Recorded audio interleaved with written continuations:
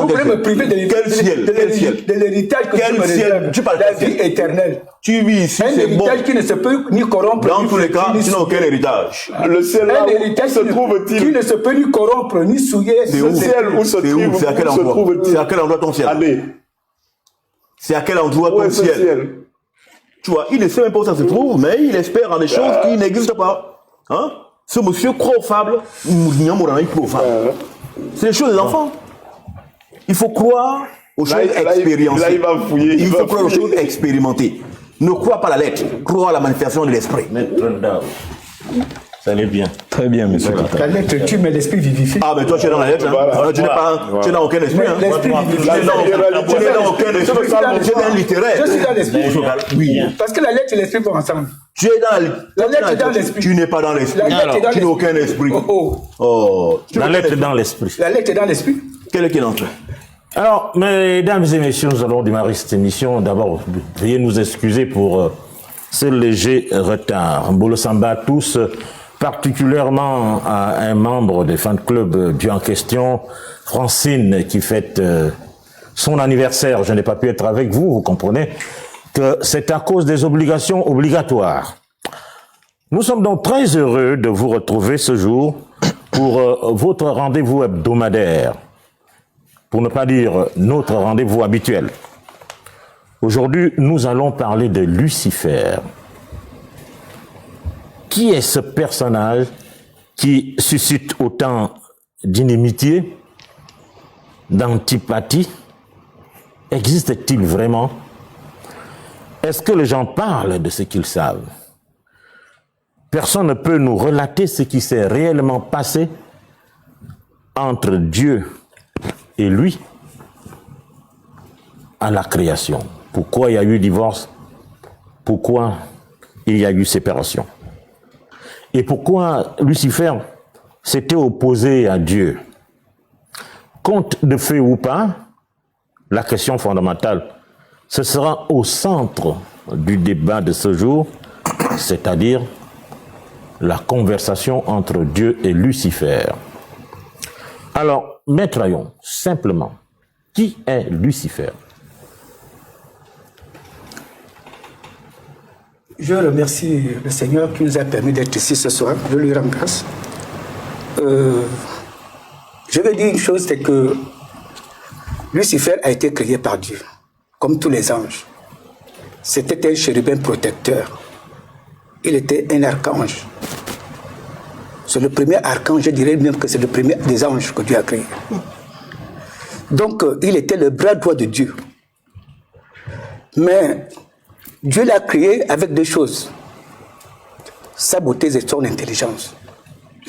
Sa beauté et son intelligence. Il était couvert de toutes sortes de pierres précieuses. C'est-à-dire que personne ne peut le regarder. C'est quelqu'un qui était couvert de toutes sortes de pierres précieuses. Émeraude, topaz, diamant, l'or, tout était couvert. Tout le couvrait. Donc il était intelligent, plus que tous les anges que Dieu a créés. Donc, à cause de cela, il est tombé dans l'orgueil. L'orgueil, c'est le premier péché. Il s'est enorgueilli. Il voulait prendre la place de Dieu. La Bible nous raconte ce qui s'est passé dans Apocalypse chapitre 12, à partir du verset 7. Il a voulu prendre la place de Dieu. Dans Ésaïe chapitre 14 et tout le reste. Il a dit, je vais monter dans le ciel, je vais m'asseoir, je vais me lever. Tout, il dit que cette fois, il dit, je vais me lever au-dessus des nuées, pour aller s'asseoir au-dessus des nuées. Donc, pour prendre la place de Dieu. Mais il y a eu une guerre. Il y a eu une guerre dans le ciel, entre l'ange Gabriel, plutôt l'ange Michel, et ses anges. Et les anges qui étaient sous les ordres de Lucifer, parce qu'il avait des anges sous ses ordres, qu'il commandait.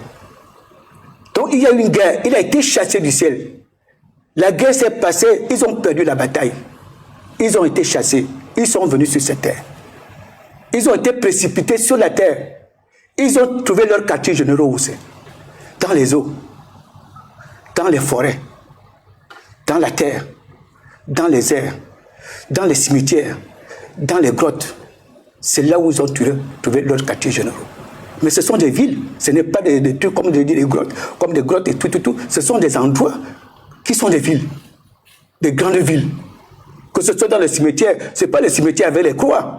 Mais ils sont dans les cimetières, ce sont des grandes villes. Les gens vont dans les cimetières chercher le réconfort la nuit. Ils vont dans les... Mais j'en ai des livres que je lis, M. Totabika. Les gens vont même chercher même la guérison dans les cimetières. Les gens vont dans les cimetières la nuit pour chercher le réconfort, chercher le bien-être matériel, chercher le bonheur entre griffes. Donc, ils ont trouvé leur quartier généraux sur la terre. Ils sont là dans le monde. Jésus était comme meurtrier depuis le commencement et le père du mensonge. Lucifer, c'est le nom que Dieu lui a donné. Il est devenu le diable. Le diable, ça veut dire quoi? Le diable, ça veut dire le trompeur, le tentateur, le séducteur, le manipulateur. C'est aussi lui qui est devenu Satan. C'est lui qui est devenu Satan. Satan, c'est le dit ennemi, adversaire de Dieu. Il est devenu l'adversaire de Dieu. On dit que Dieu n'a pas d'adversaire. Mais dans Ésaïe 68, on dit que quand Dieu se lève, ses ennemis sont en déroute et ses adversaires fuient devant sa face. Donc Dieu a des adversaires et le diable est devenu le premier adversaire de Dieu. Et sa principale vision, le but qu'il vise, le but visé par le diable, c'est de détruire les hommes. Alors on va avancer, mais quand même, je voudrais poser une question avant que je n'oublie. Alors ces adversaires, c'est pas Dieu qui les a créés. Comment? Est-ce que Dieu a été surpris par la création ou l'existence de ses adversaires? Bon, Dieu savait tout. Dieu sait tout, il entend tout, il connaît tout. Dieu savait ce qui devait se passer. Le diable n'est pas devenu seulement comme ça parce que bon, le problème c'est que le diable, tout le monde est libre dans son comportement. Nous sommes des êtres libres. Mais Dieu savait ce qui allait se passer. Nous sommes des êtres libres. Dieu savait ce qui allait se passer. Dieu savait ce qui allait se passer. Nous sommes animés, nous sommes des êtres libres. Il aurait pu arrêter, les anges sont des êtres libres. Il aurait pu empêcher cela. Mais quand quelqu'un se révolte contre Dieu, il n'y a pas de gens qui se révoltent contre Dieu sur la terre. Il n'y a pas de gens qui se révoltent contre la terre. Est-ce que Dieu ne savait pas que ces gens devaient se révolter? Pourquoi Dieu parle des ennemis? Pourquoi Dieu parle des adversaires? Pourquoi Dieu parle des ennemis? Mais Dieu connaît tout. Mais Dieu est libre. Dieu, c'est le plus grand démocrate du monde. C'est le plus grand démocrate. Il laisse les gens agir comme ils veulent. Les gens sont libres dans leurs décisions. Les gens sont libres dans leurs pensées. Les gens sont libres d'insulter Dieu. De dire à Dieu tout ce qu'ils veulent. Mais Dieu entend tout. Il sait tout. Vous lui donnez quelle forme? Vous lui donnez quelle forme, ce démocrate? Barbu, assis? Mais non, mais Dieu, c'est Jésus-Christ. Dieu, c'est Jésus-Christ. C'est le premier homme qui est sorti de Dieu. C'est Jésus-Christ. Celui qui m'a vu avec le Père et moi, nous sommes un. Le premier être qui est sorti de Dieu. Qui est sorti d'Élohim. Et mon Père, pourquoi tu m'as abandonné? Mais attendez. Non. Je vais vous dire une chose. Attendez. Il y a Elohim. Il appelle quel Père? Il y a Elohim, il y a Yahvé, il y a le Christ. Le Christ, c'est la parole qui est sortie de Yahvé. Et Yahvé est la parole qui est sortie d'Elohim. Donc il y a deux paroles. La parole avec grand P et la parole avec petit p. La parole avec grand P, c'est Yahvé qui est sorti d'Elohim. Et Yahvé et Elohim consentés à une projection personnelle. C'est le premier homme. C'est l'homme véritable. C'est le Dieu véritable. L'homme véritable. Le premier homme qui est sorti de la plénitude. L'homme que c'est comme un océan.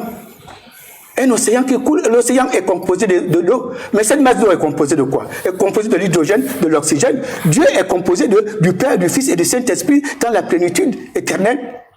Dieu est pensée créatrice, il est parole créatrice, il est puissance créatrice, Père, Fils, Saint-Esprit. Et de cette parole, au moment de la création, Dieu est sorti de cette plénitude et il a pris la forme humaine, la forme d'un être, d'une personne.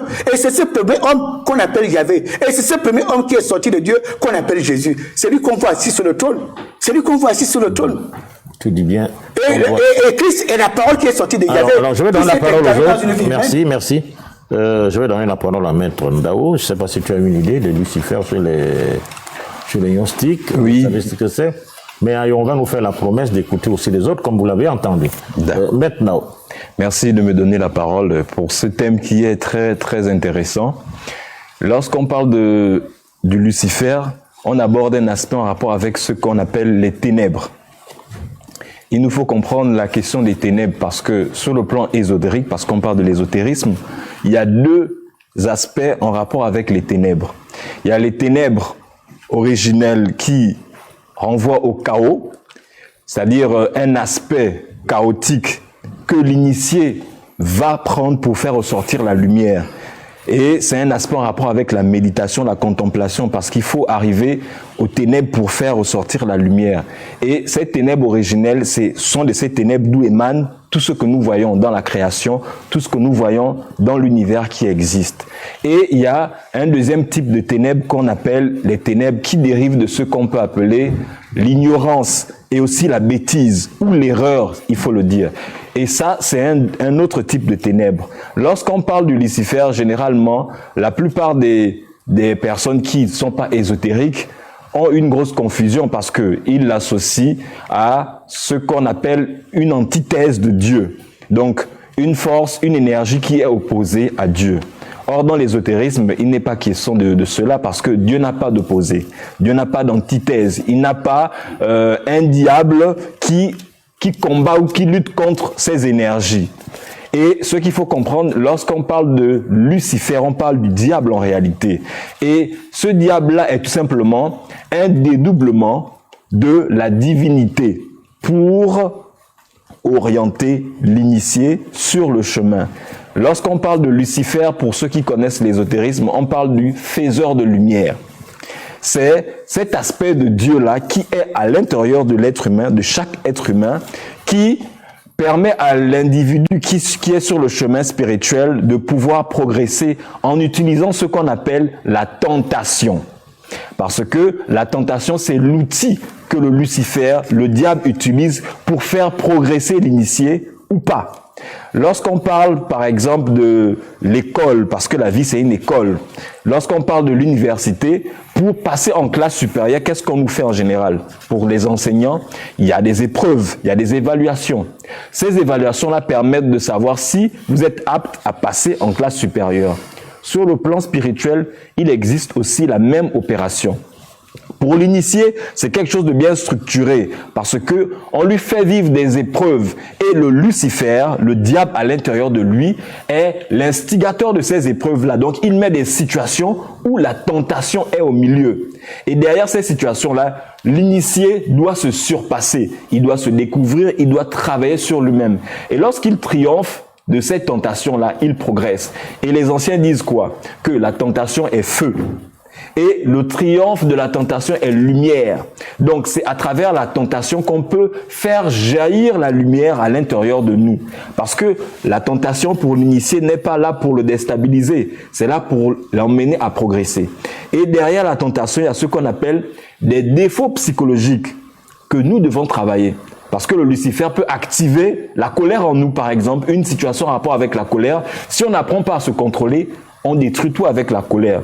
Or, si on est conscient de cette situation, on triomphe de la colère. Et lorsqu'on triomphe d'une tentation, on génère la lumière à l'intérieur de nous qui permet à notre conscience de s'éveiller encore plus. Finalement, c'est un mal nécessaire. Bien sûr que c'est un mal nécessaire parce que pour avancer, il faut être évalué, il faut être éprouvé. Voilà pourquoi lorsque dans le Notre Père des chrétiens et des catholiques, il y a une grosse erreur que ne nous soumet pas à la tentation. Ne nous soumet pas à la tentation. Or, la tentation est ne nous laisse nécessaire. pas entrer.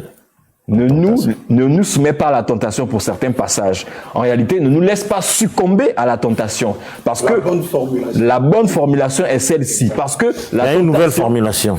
Ah, Dieu merci, mais moi je parle de ce que je sais. Donc, ne nous laisse pas entrer en tentation. Ça veut dire quoi? Ça veut dire que la tentation est nécessaire pour l'initié. La tentation est fondamentale. Voilà pourquoi, or, si on regarde bien la vie des grands initiés, des grands maîtres, ils ont vécu des grandes tentations. Et ils sont devenus des grands initiés. Ils sont devenus des véritables maîtres. Parce que plus on est éprouvé, plus on a des grandes épreuves, plus on a des grandes victoires et on devient quelqu'un de grand sur le plan spirituel.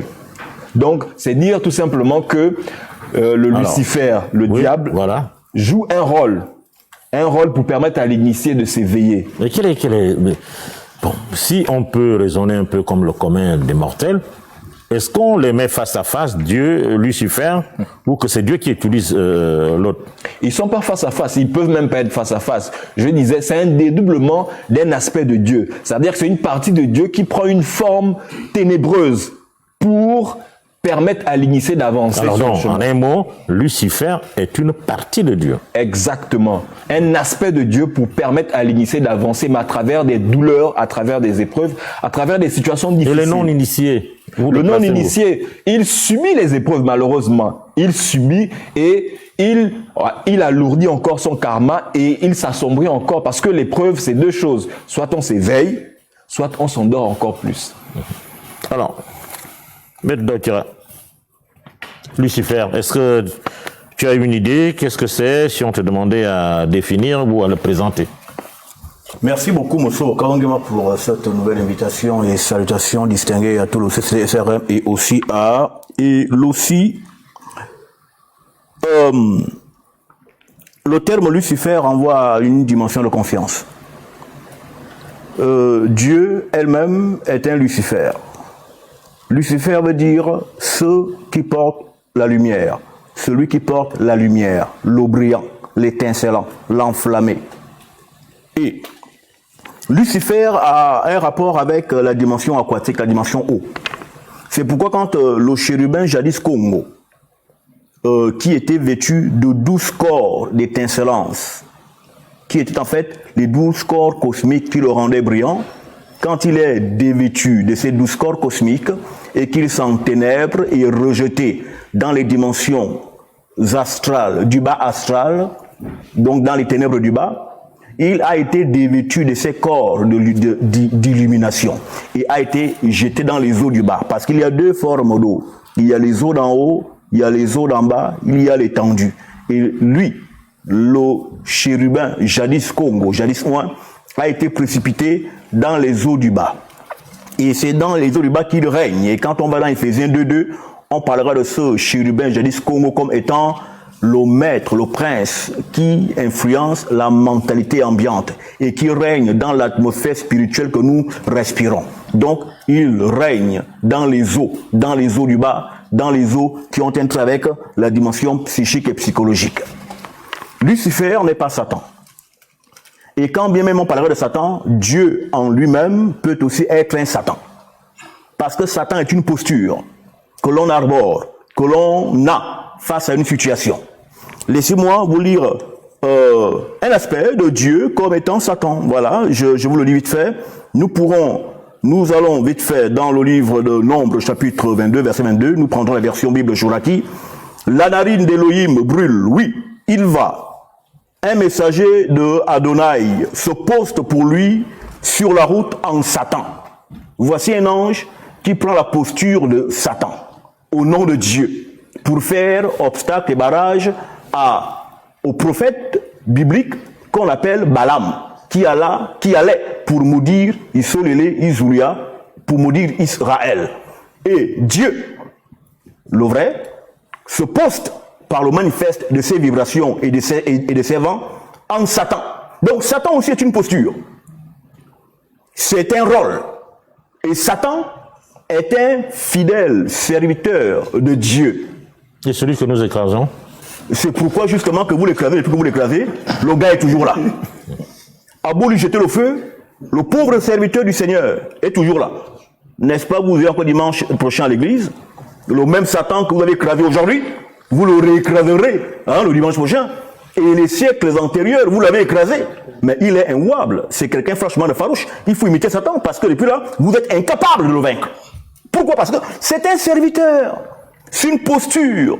C'est lui qui vous aiguillonne dans le bas de manière que vous montiez dans les fréquentations du haut.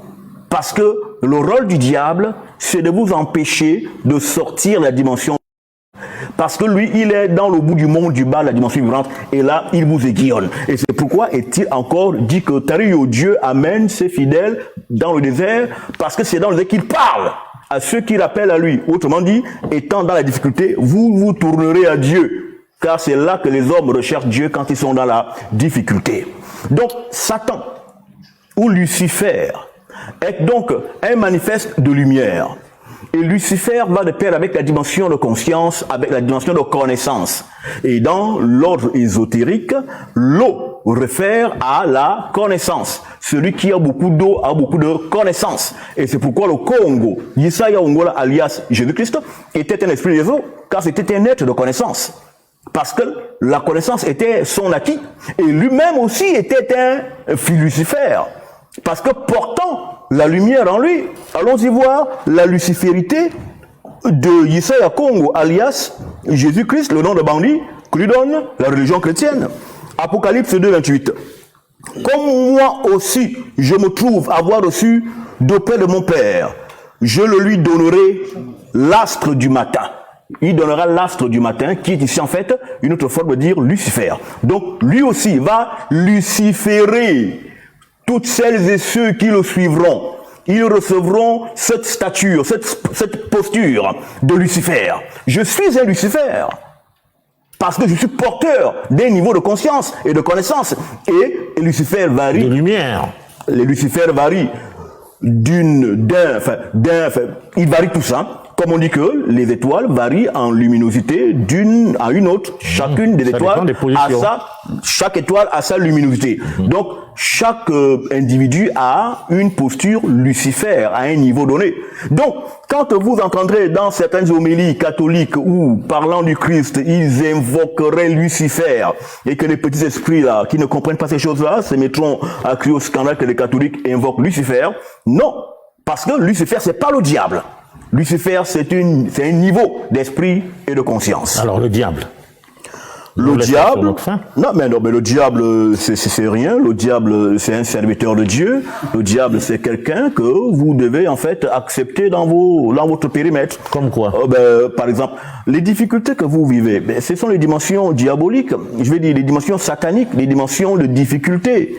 Parce que lorsque vous n'avez pas de difficultés, vous aurez du mal à progresser. Les difficultés que vous rencontrez sont en fait des éléments qui participent à vous renseigner à quel niveau de la vie vous êtes déjà rendu. S'il n'y a pas de difficultés, si vous êtes toujours dans votre zone de confort, que rien ne vous perturbe, finalement vous ne faites rien. Seuls les gens qui ne font rien n'ont pas de difficultés. Mais lorsque vous vous engagez à un certain cheminement, à une certaine marche, vous aurez des difficultés qui participeront justement à vous faire savoir que là, vous bougez. Vous êtes en mouvement. Donc, le diable n'est pas cet individu que vous avez acheté dans notre tradition. Par exemple, mais Satan a un nom, Anozombara.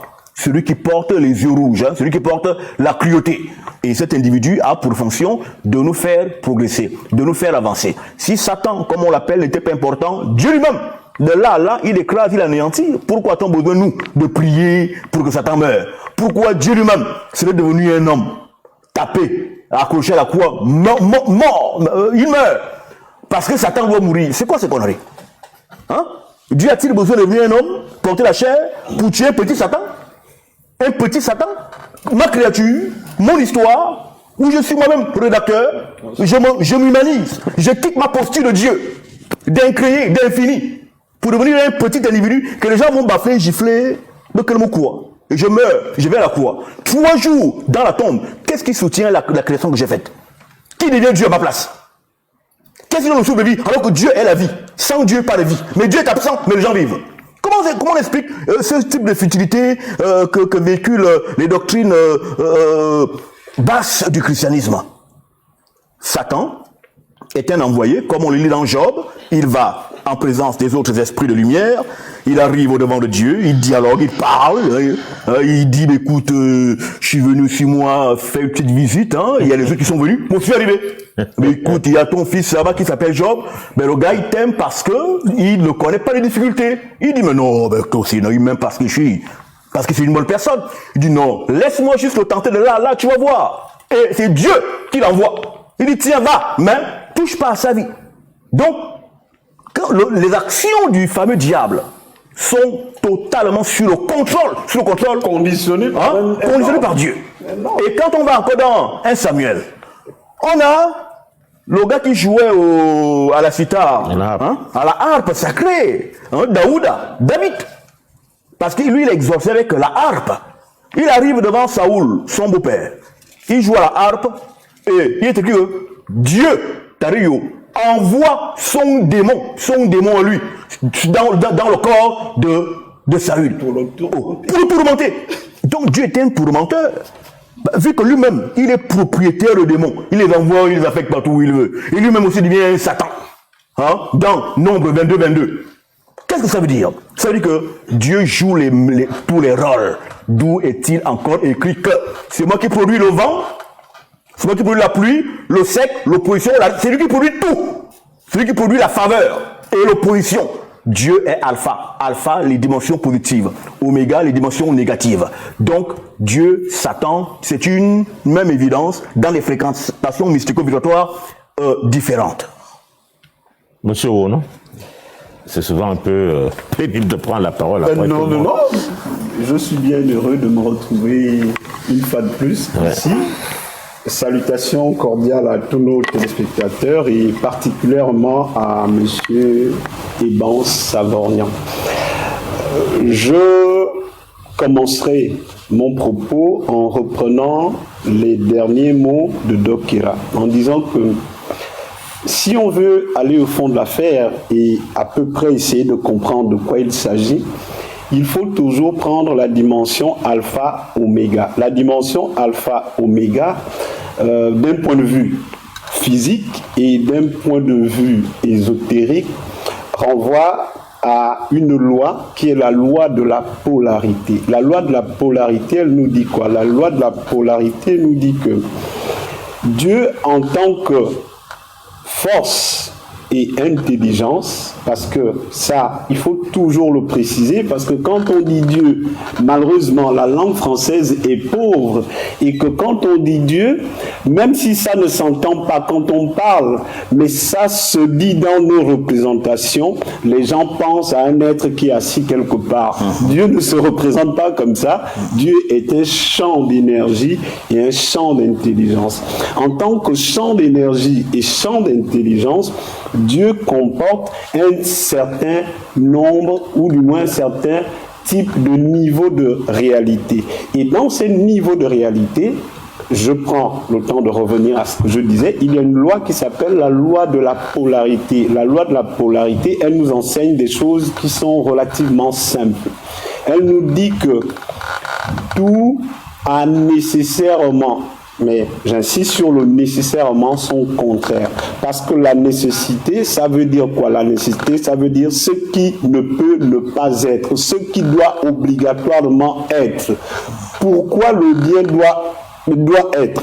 Parce que le bien permet de donner une signification symbolique et ésotérique au mal. Pourquoi le mal doit être? Le mal doit être parce qu'il permet d'apprécier symboliquement, ésotériquement, physiquement le bien.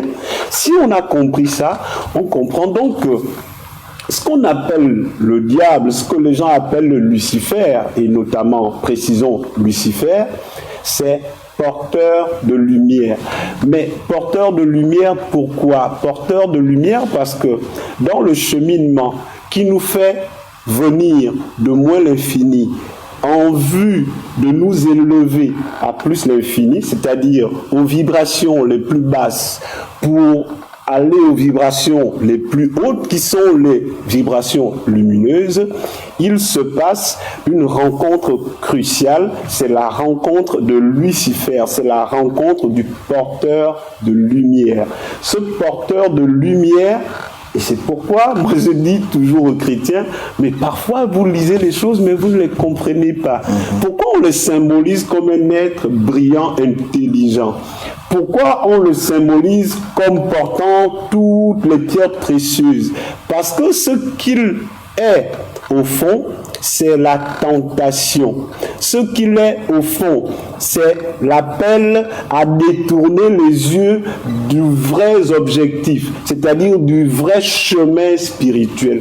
Et donc, qui est Lucifer?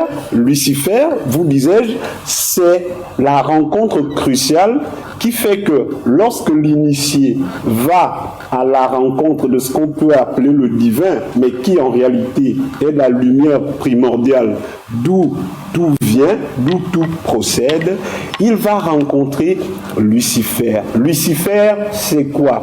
Lucifer, c'est exactement comme la lumière devant nous, c'est-à-dire que c'est l'éblouissement absolu. Et si on reste dans l'éblouissement absolu, en vérité, on va nourrir notre ego de cet éblouissement et on ne va pas continuer le chemin.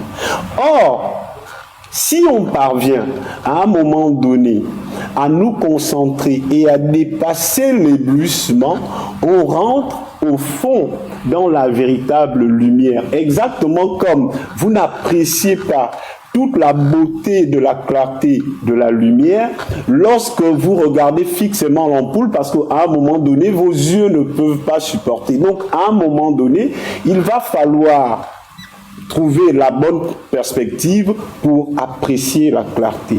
Et quand on a dépassé la clarté, on rentre dans la lumière. Et c'est l'allégorie de leur fameux Saint Paul dans la Bible, parce que bon, on est toujours obligé d'essayer d'expliquer avec les exemples bibliques pour que tout le monde comprenne, mais on pourrait aller dans nos traditions et expliquer ça. C'est pas ça le problème.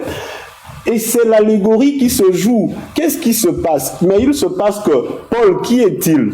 Paul, c'est exactement l'humain dans sa splendeur, c'est-à-dire un homme bardé de diplômes, un homme qui maîtrise la loi, un homme qui persécute, un homme qui a de l'ego. Et puis, à un moment donné, il lui arrive des épreuves. Il est comme sur son chemin d'évolution, il rencontre Lucifer. Bon, les petits chrétiens disent il a rencontré Jésus, n'a jamais rencontré Jésus. Il rencontre Lucifer. Lucifer, en tant que porteur de lumière, est tellement brillant que le type, il est ébloui. Et l'éblouissement fait tomber, Indao le disait, quand on ne le supporte pas, il nous fait tomber dans une espèce de léthargie qui est la paresse, qui est l'aveuglement. L'aveuglement de quoi? L'aveuglement de ce que nous sommes au fond, nous en tant qu'êtres intérieurs. Et quand il prend conscience de ça et qu'il ouvre les yeux, il devient justement l'apôtre entre guillemets qu'il est devenu. Ça veut dire quoi? Ça veut dire qu'à un moment, il a passé l'épreuve, et comme il a passé l'épreuve, il se met à nouveau sur le chemin. Alors, est-ce qu'il y a eu, dans tout ça, est-ce qu'il y a eu opposition entre le Créateur et Lucifer? Est-ce qu'il y a eu un malentendu?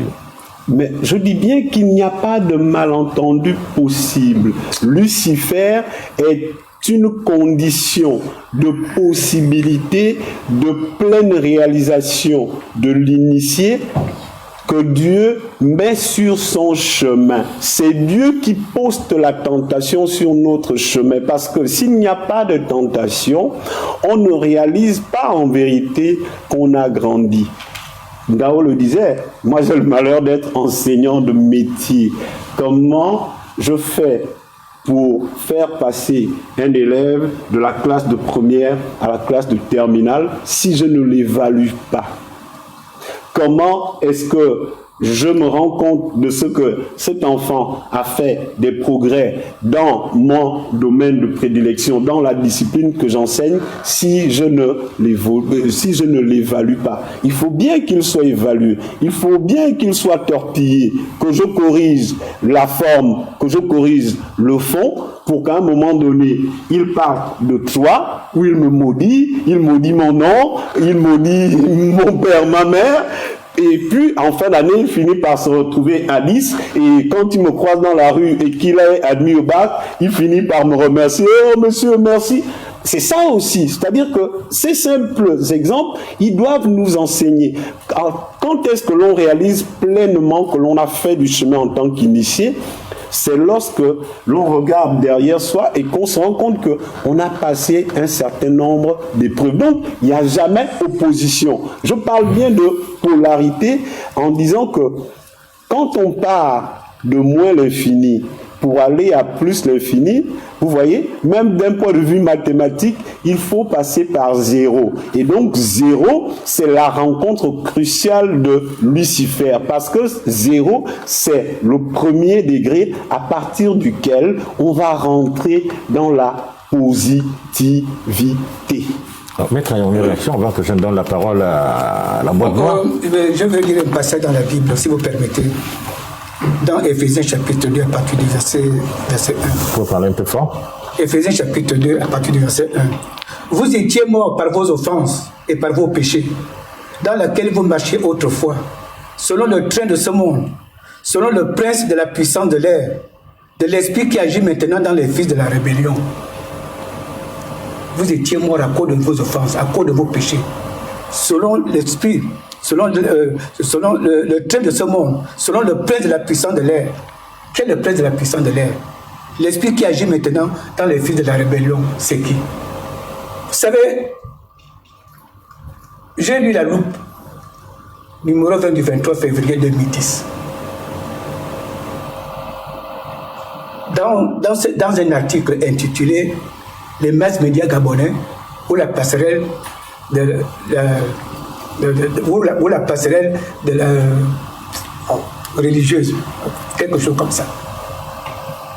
C'est un auteur qui a écrit ça. Bon, j'ai tel le nom de l'auteur par discrétion. Il dit ceci, par exemple, voilà ce que j'ai retenu de lui. Il dit ceci, que les médias gabonais font la publicité sur une religion qui est arrivée dans la vallée du colonisateur, que Satan est un mythe, que Satan est un mythe, une pure invention de la religion chrétienne. Il ajoute ceci, qui est donc ce monsieur Satan et que représente-t-il chez nous? Il continue en disant que c'est à cause de la différence dans le fait de célébrer le culte que le religieux traditionnel africain est traité d'animiste et daté par les chrétiens. Que malgré la multiplicité des cultes, le monde entier adore le même Dieu. Malgré la multiplicité des cultes, le monde entier adore le même Dieu. J'ai dit bravo. J'ai dit ok. J'ai dit bravo, salut. Que le monde entier adore le même Dieu. Malgré la multiplicité. Alors, qu'est-ce qui... Mais quel est ce Dieu que le monde entier adore? Quel est ce Dieu que le monde entier adore? Mais c'est toi qui as dit parce bravo. Que le diable, parce que le but visé par le diable, c'est quoi? C'est de détruire les hommes. C'est de les empêcher. Attends, pour gagner quoi? Mais c'est de les empêcher d'avoir la vie éternelle. C'est ça qu'il gagne. C'est de les empêcher d'avoir la vie éternelle qui est offerte par Jésus-Christ et par lui seul seulement. Le diable a entraîné. C'est ça l'ambition du diable. Le diable a entraîné le monde entier dans un faux culte, dans une fausse adoration. La vie chrétienne, c'est quoi? La vie chrétienne est une vie d'adoration. La vie chrétienne est une vie d'adoration. Cela signifie, ça veut dire avoir accès auprès de Dieu. Avoir accès auprès de Dieu. Le laisser travailler dans nos vies afin de transformer nos cœurs. Afin de transformer nos cœurs, nous réconforte et nous fortifie par les problèmes de la vie. L'animisme n'est pas une adoration de Dieu. L'animisme n'est pas une adoration de Dieu. L'animisme ne cherche pas à transformer, à changer le cœur de Dieu par la puissance, le cœur de l'homme par la puissance de Dieu. Est-ce qu'il y a un animiste parmi nous? Il y a des animistes, ce sont des animistes. Qui par exemple? Mais ils sont des animistes. Qui? Parce que et puis ils sont des animistes. Ils sont des animistes. Mais l'animisme c'est quoi? L'animisme c'est quoi? Mais l'animisme c'est les croyants des religions qui font leur culte aux esprits. Aux esprits, aux morts, aux divinités, aux génies. Hein? C'est vrai que la plupart des peuples animistes, croient à un Dieu créateur, à un être suprême, mais qui est lointain, qui est inaccessible. Lequel est proche et accessible? Hein? Lequel Dieu est proche et accessible? Le Dieu que nous les chrétiens nous adorons. Moi j'ai toujours dit ici que la croix de Jésus-Christ, je le dis et je le répète toujours, la croix de Jésus-Christ est placée entre l'église et le monde. Le monde entier adore Satan. Le monde entier adore Satan, adore le diable. Et l'église adore le Dieu. Parce que l'église est la colonne et l'appui de la vérité. L'église est dans la lumière. C'est Jésus-Christ, le Dieu vivant et vrai. Jésus a traité Satan de meurtrier depuis le commencement. Il dit qu'il est le père du mensonge. Dans Jean chapitre 8, verset 44. Jésus traite Satan du père du mensonge. Le tentateur, le manipulateur, le séducteur. Il séduit le monde entier. Le diable séduit le monde entier. Le diable est venu pour voler, pour égorger, pour détruire, pour tuer. C'est pourquoi il dépeint. Il dépeint Dieu. Nous comprenons pourquoi il dépeint Dieu à Jésus-Christ sur le ciel du monde. Sur la fête du monde. Hein? Il se présente, il fait passer pour un bienfaiteur, alors que ses intentions, ce sont de tromper, de voler, d'égorger, de détruire. Je le connais, une femme avait interpellé un jour dans un taxi. Elle m'a dit que vous les chrétiens, vous voyez le diable partout. Vous le voyez à la cuisine, à la chambre, au salon, aux toilettes. Moi, je lui dis que madame, vous le voyez où?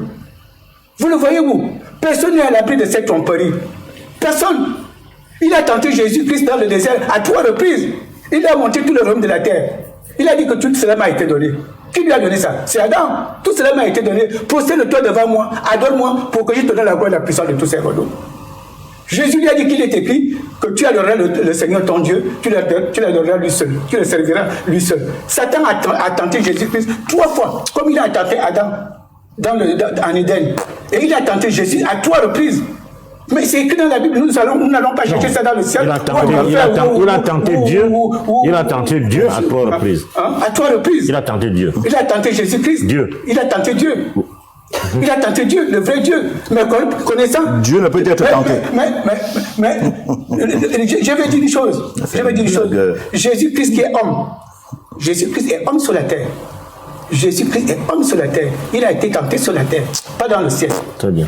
Jésus a été tenté sur la terre, pas dans le ciel. Il a été tenté. Il est Dieu, mais il a été tenté sur la terre. Bon, merci. Je vais donner la parole à la boîte noire. Alors, nous cherchons à savoir qui est Lucifer. Et nous cherchons également à savoir pourquoi ces derniers s'étaient opposés à Dieu. Quelle est la substance? Est-ce qu'il y a eu conversation? Si conversation il y a eu, il s'agit de quoi? Bon, je remercie d'abord Eyo d'avoir fait de moi ce que je suis. Je veux aussi saluer d'abord les membres de mon fan club WhatsApp, Laboratoire Eyo, notamment son président Orphée Mondobivo, il est ingénieur à Perenco, sans oublier mon accompagnateur Criso Mbela. Pour répondre et je vous remercie aussi d'avoir proposé ce thème-là sur Lucifer, parce que beaucoup de gens ne savent pas qui est Lucifer. D'abord, le mot Lucifer n'a pas de correspondant dans ma langue. Lucifer, c'est un mot que le blanc nous a amené à travers son livre qu'on appelle Bible, un livre qui est dactylographié. La question que nous devons d'abord nous poser est de savoir si les textes dactylographiés de la Bible sont authentiques. Parce que la Bible a 66 livres. Ces livres ont des auteurs. Et cette Bible n'a pas été écrite en français. Parce que beaucoup de chrétiens croient que c'est un livre qui est tombé du ciel. La langue française étant une langue d'emprunt, une langue qui n'a pas de fond. Je me réfère rien que aux fondamentaux de la Bible, qui est la Genèse. La Genèse est la racine principale de la Bible. Et cette Genèse a pour auteur Moïse. Quand je parcours la Genèse, j'ai l'impression que ceux qui ont écrit, ceux qui ont dactylographié cette Genèse n'avaient pas le support manuscrit de Moïse. Ils ont écrit selon leur convenance. Et pour savoir, lorsque vous avez des textes dactylographiés et que vous n'avez plus de manuscrit, qu'est-ce que vous devez faire pour savoir la vérité? Il faut aller à l'originel. Il n'y a que l'originel qui peut faire vous pouvez faire des comparaisons avec les textes dactylographiés. Et qui est l'auteur de l'originel? C'est le créateur. Est-ce que nous pouvons poser des questions au créateur? Est-ce qu'il peut nous répondre par rapport à ce questionnement? Je dirais oui. Oui, pourquoi? Parce qu'il a mis à notre disposition des éléments qui peuvent nous permettre de répondre au questionnement. Et ces éléments se trouvent dans l'inature. C'est l'inature qui a reproduit la nature. Donc, tout se trouve dans l'inature. Et c'est cette inature que j'appelle laboratoire Eyo. Toute cette inature se trouve dans le laboratoire Eyo.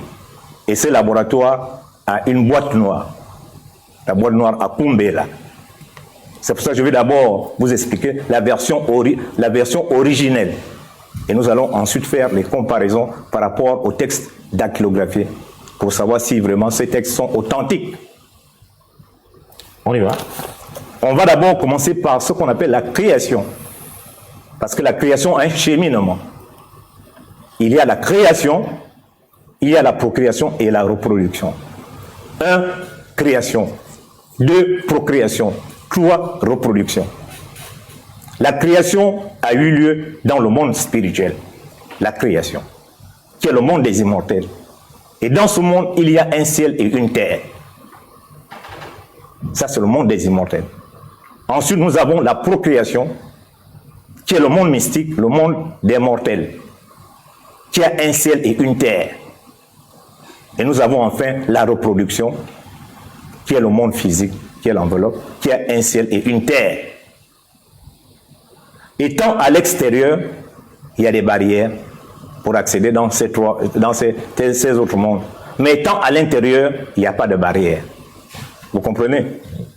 Donc, lorsque Eyo a créé ces mondes, il a mis deux fondamentaux. Il s'agit de la gauche et de la droite. Négatif, positif. Oméga, alpha.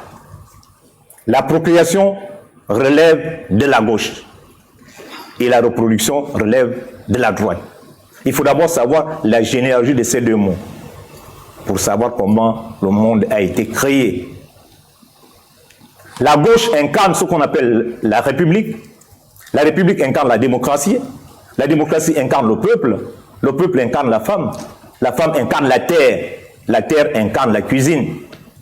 Parallèlement à la gauche, vous avez la droite incarne l'État incarne le politique incarne l'homme incarne la culture incarne le ciel incarne le corps de garde.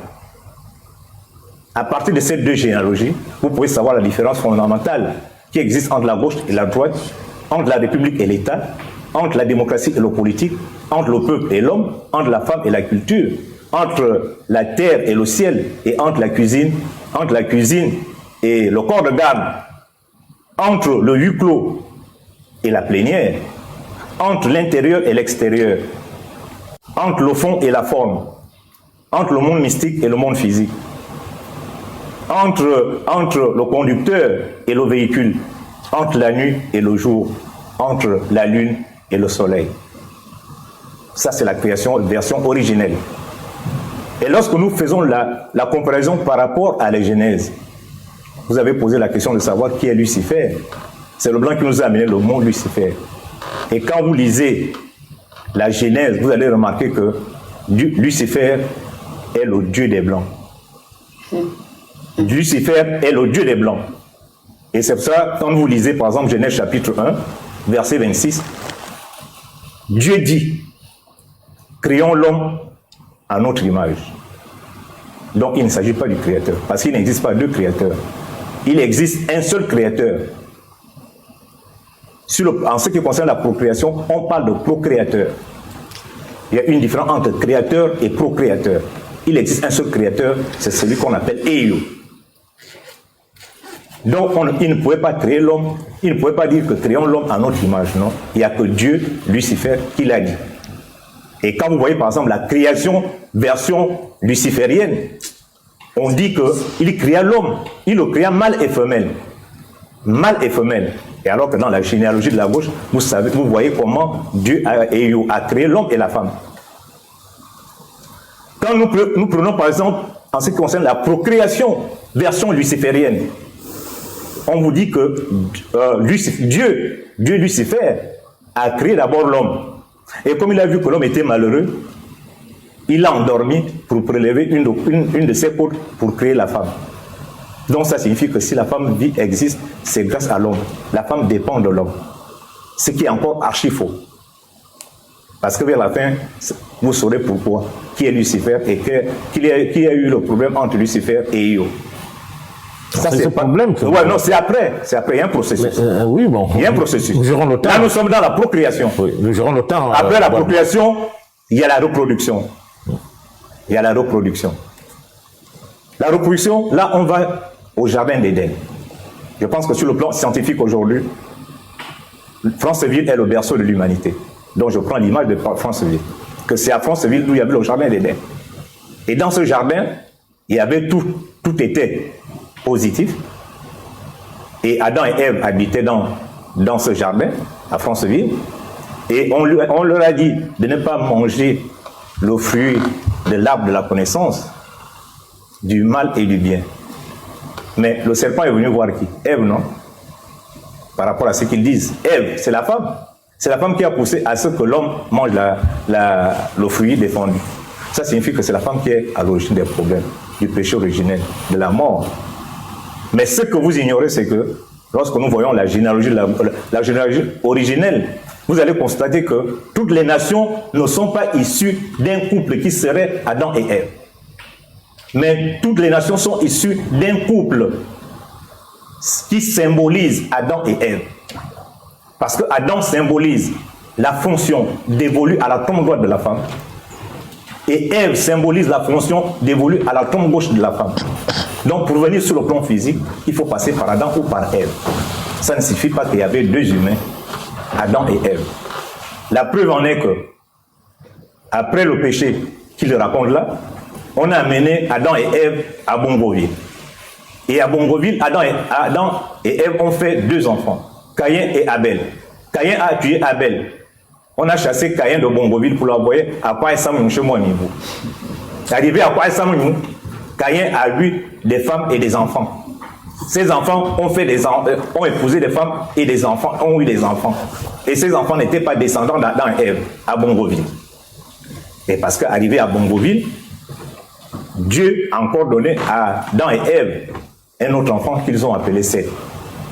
Donc ça prouve que nous ne sommes pas tous descendants d'Adam et Ève en tant qu'hommes. Conversation Dieu-Satan. Donc, Lucifer, Dieu. Non, dans la prochaine intervention, je vais en parler. Non, mais bon. Si vous voulez que j'enchaîne. Oui, enchaînez. Bon, quel est le problème entre Lucifer et Io? Le problème fondamental est que Lucifer, en tant que mâle, parce qu'il n'était pas femelle, il était mâle, il n'avait pas accepté d'occuper une fonction honorifique. Parce que la généalogie de la droite fait en sorte que l'homme détienne le pouvoir politique, donc occupe une fonction honorifique. Et il ne voulait même pas accepter d'être femelle. Parce que être femelle, c'est se partager le pouvoir. Parce que dans une démocratie, on partage les pouvoirs. Ce n'est pas un seul individu qui détient les pouvoirs. Il voulait plutôt être comme Io lui-même. Parce que Io lui-même a en lui le négatif et le positif. Avoir le négatif et le positif fait de toi un souverain. Donc Lucifer voulait être souverain comme Io. Tout l'origine des monarchies physiques. Toutes les monarchies physiques sont l'émanation de Lucifer. Toutes les monarchies physiques sont l'émanation de Lucifer. Et c'est pour ça que vous verrez que dans l'Onvet, nous qui sommes Ekam, nous n'avions pas eu de roi. Pourquoi? Parce que nous sommes la dernière nation choisie par Io. C'est pour ça que nous avons respecté de ne pas avoir de roi. Et quand vous lisez par exemple la Bible, si on a choisi le peuple d'Israël comme étant son peuple, c'est parce qu'il vivait dans un système théocratique. Il n'avait pas de roi. C'est pour ça qu'il était la nation de Dieu. Et les autres nations, c'était des monarchies. Alors, par rapport à Io et par rapport à Lucifer, les deux fonctionnent comment? Est-ce qu'aujourd'hui, la non-satisfaction de Lucifer se manifeste? Mais ça se manifeste, mais vous-même, vous voyez déjà dans ce monde. Je vous ai dit tout de suite que si, dans ce monde-là, Lucifer symbolise les monarchies. Et quand vous voyez, par exemple, le fonctionnement des Blancs aujourd'hui, les Blancs, aujourd'hui, fonctionnent comme Lucifer. Quand vous voyez, par exemple, leur constitution, ce sont des constitutions homosexuelles. Donc, ce sont des constitutions lucifériennes. Quand vous voyez, par exemple, la constitution française, c'est une constitution luciférienne. Quand vous voyez, par exemple, la constitution des États-Unis, c'est une constitution luciférienne. C'est une constitution qui ne cadre pas. Vous voyez que j'ai mis en place les deux généalogies. Ces deux généalogies, quand on parle de constitution, il existe, par exemple, dans ces deux généalogies, deux constitutions. La femme est le sous-bassement, est la cuisine. La cuisine a son sous-bassement, qui est différent du sous-bassement du corps de garde. Quand on parle de la République, c'est la femme. La constitution de la République, c'est le corps de la femme. Et la constitution de l'État, c'est le corps de l'homme. L'homme et la femme n'ont pas les mêmes organes génitaux. Parce que quand on parle de politique, on fait allusion aux organes génitaux. Mais quand vous voyez par exemple les constitutions des Occidentaux, c'est que ce sont des constitutions homosexuelles. C'est que pour élaborer leur constitution, ils utilisent les matériaux qui proviennent des autres. Par exemple, quand ils veulent élaborer la Constitution de la République, ils sont obligés de prendre encore les matériaux issus de la Constitution de l'homme. Et c'est pour ça qu'on parle d'homosexualité. Vous comprenez? Donc aujourd'hui, quand vous voyez le fonctionnement des Occidentaux, mais ils agissent comme les lucifériens.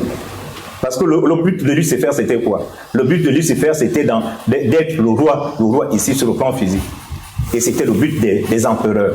Les monarques voulaient être le roi. Si aujourd'hui, vous avez par exemple aujourd'hui, nous ne nous exprimons plus dans nos langues, c'est le but de Lucifer. Lucifer a amené la langue française, qui est une langue artificielle. Aujourd'hui, nous mangeons maintenant artificiel, nous ne mangeons plus bio. Pourquoi? Parce que c'est Lucifer qui nous dit ne mangez plus bio. Bio, c'est démoniaque. Manger artificiel. C'est pour ça que nous mangeons artificiel. Nous buvons artificiel. Nous parlons artificiel. Donc ce monde, Lucifer et ses partisans ne se trouvent pas ailleurs, ils se trouvent là avec nous. C'est lui qui contrôle le monde. Alors est-ce que ça rejoint ce que dit Ayon, et qui rejoint ma question? Non, moi ce que dit Ayon ne dit pas la même chose que moi. Non. Mon problème est que la Bible, pour moi, la Bible, les missionnaires ont amené la Bible comme étant de la part, comme est dans l'absent. Ils n'ont pas amené la Bible comme étant un porc épic qu'on vient donner aux gens pour manger. Parce qu'il y a une différence entre servir et se servir. Ils ne nous servent pas la Bible, ils se servent de la Bible. Parce que la Bible est comme le Code Rousseau. La Bible, le Code Rousseau, on ne l'enseigne pas au véhicule, on l'enseigne au conducteur du véhicule. Mais malheureusement, ils nous servent la Bible sur le plan véhicule. Mais sur le plan conducteur, ils racontent autre chose. Donc, je ne suis pas...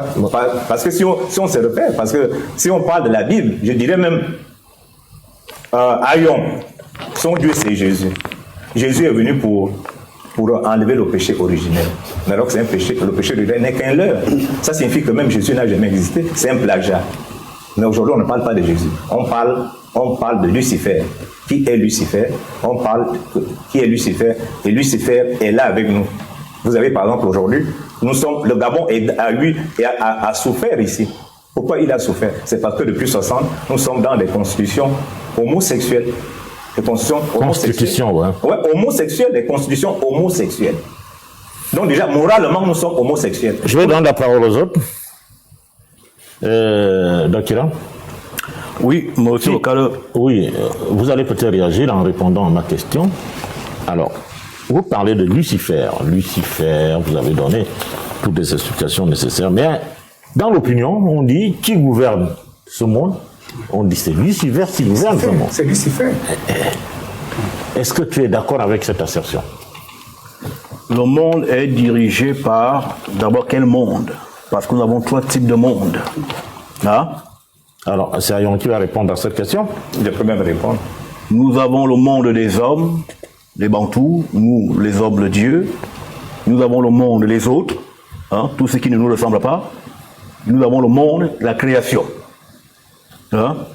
Aujourd'hui, nous sommes à l'ère où nous sommes dans le monde de l'espèce occidentale qui impose sa vision du monde. Nous pensons occidental, nous vivons occidental, nous sommes validés par eux. Quand tu es diplômé en Occident, tu es plus valorisé ici au pays qu'un individu qui a les mêmes diplômes que toi, ici ou au pays. Pourquoi? Parce qu'il s'agit de la psyché. Nous sommes dans un espace universel qui est gouverné par les gens du Nord. Et c'est ce qu'on appelle la fin du monde, parce que leur hégémonie est en train de décliner, car un autre monde va naître après le leur. C'est pourquoi parle-t-on, par exemple, du nouvel ordre mondial, qui n'est pas quelque chose de démoniaque ou de satanique, c'est tout simplement un changement de régime, de régime mentalo-spirituel, de nouveau monde, qui sera un monde typiquement nègre. Et c'est pourquoi l'Afrique est en ébullition avec des gens comme nous, qui prestons pour un retour à notre identité ancestrale, de sorte que nous nous faisions à partir de nos propres racines. qui sont nos ancêtres, les gens qui l'ont fait. Donc, Lucifer, si vous le cherchez, allez dans le nord et allez en Occident. C'est là-bas que vous le trouverez. Hein? Les porteurs de la réflexion, les maîtres de la réflexion d'aujourd'hui. Ceux qui gouvernent la pensée d'aujourd'hui, ce sont les gens du nord. Et c'est eux, les Lucifères d'aujourd'hui. Mais aussi, une autre catégorie de Lucifères doit prendre le relais, et ce sera nous, les hommes des temps de l'origine, qui prendront le relais. C'est pourquoi, par exemple, quand nous allons dans le texte de Matthieu, et j'insiste encore à le dire que la Bible n'est pas le livre des chrétiens, c'est un plagiat de nos traditions qu'ils ont recopié. Allez dans la Bible, on va dire que Jésus avait lu le livre d'Ésaïe. Bon, si la Bible est chrétienne, pourquoi je lis la Bible?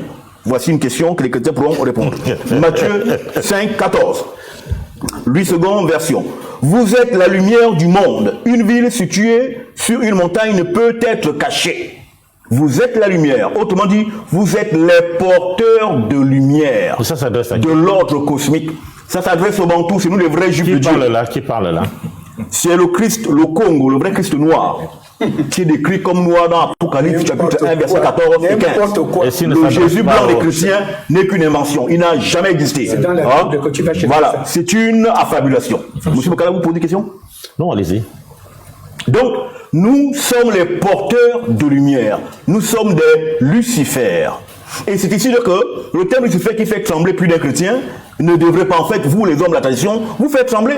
Car toute personne portant la connaissance est un Lucifer.